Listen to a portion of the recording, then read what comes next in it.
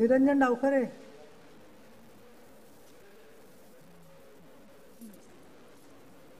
राज्यातील विद्यमान मेडिकल कॉलेजमधील काही विभागांच्या अध्यापकांना नवीन मेडिकल कॉलेजमध्ये रुजू होण्याचे निर्देश देण्यात आले आहेत.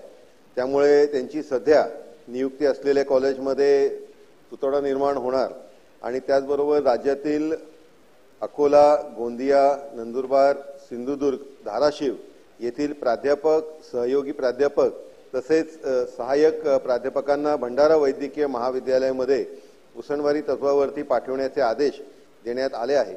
अशा प्रकारे 10 पेक्षा अधिक वैद्यकीय महाविद्यालयातील अध्यापकांना नव्याने सुरू होणाऱ्या वैद्यकीय महाविद्यालयामध्ये पाठवण्यात येणार आहे.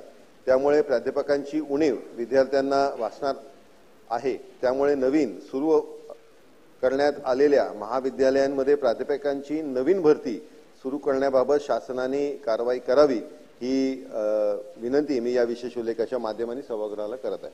ठीक आहे. श्री जगन्नाथ